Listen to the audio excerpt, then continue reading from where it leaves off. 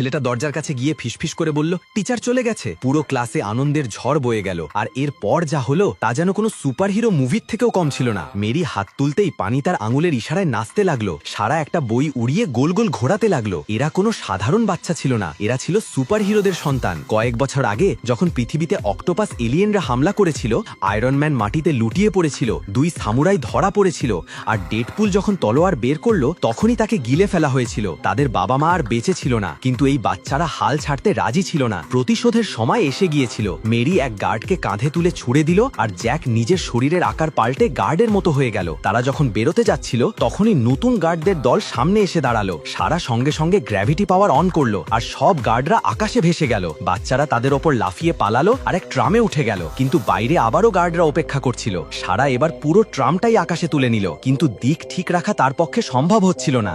Tram সোজা building এর দিকে ছুটে যাচ্ছিল। ঠিক